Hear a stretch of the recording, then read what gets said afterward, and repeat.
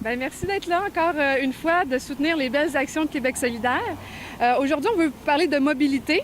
C'est important pour plusieurs facteurs. On veut réduire les gaz à effet de serre, mais on veut aussi permettre aux entreprises d'avoir accès à un plus grand bassin de main-d'œuvre. Donc, on nous en parle beaucoup dans nos porte-à-porte. C'est un problème et puis si on veut le régler, bien, on peut passer aussi par la mobilité. Et donc, permettre un accès plus facile au transport en commun. On va y accéder par deux façons. Donc, une des façons, c'est de réduire les coûts des tickets, des passeports. Donc, par exemple, à Drummondville, un passeport mensuel, c'est 52 $ pour un adulte.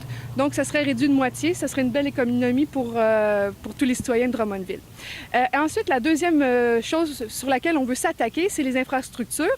Elles sont peu présentes et donc, en améliorant les infrastructures du transport en commun, eh bien, on va permettre un plus grand étalement du réseau et les gens vont pouvoir y accéder plus facilement.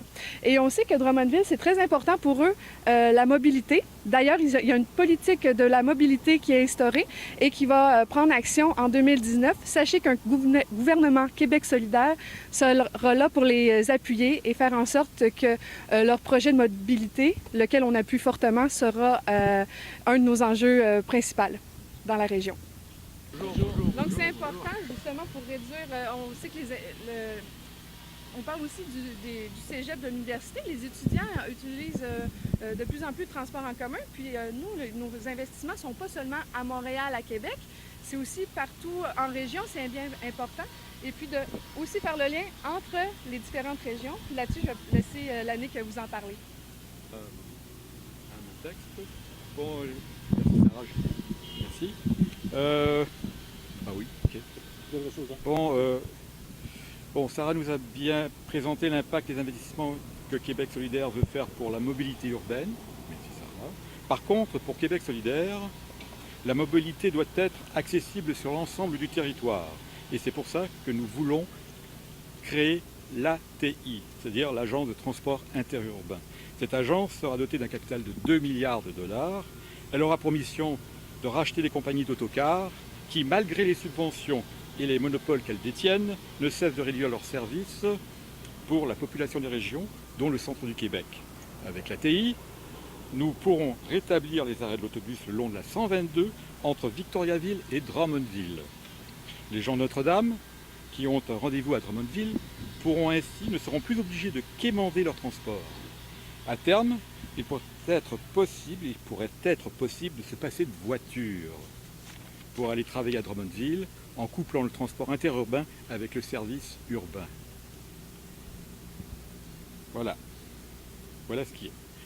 Nous avons présenté les propositions de Québec solidaire en matière de mobilité, ce qu'a fait Sarah. Maintenant, permettez-moi d'adresser une question aux députés sortants, c'est-à-dire les députés de la CAQ, et à François Legault en passant, parce que c'est le chef et on obéit au chef aussi. À part vouloir séparer le centre du Québec de la Mauricie, qu'est-ce qu'il compte faire pour notre région? Qu'est-ce que compte faire la CAQ pour notre région? Pour les gens d'ici, nous, à Québec solidaire, on veut les relier, les gens du centre du Québec. Tout ce qu'on connaît des plans de la CAQ en matière de mobilité concerne Montréal ou Québec. C'est simple, c'est pas difficile, voilà. C'est pas suffisant, on demande plus.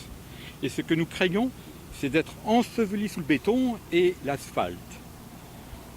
Puisque ce qui a été annoncé concerne essentiellement des tunnels ou des élargissements de routes.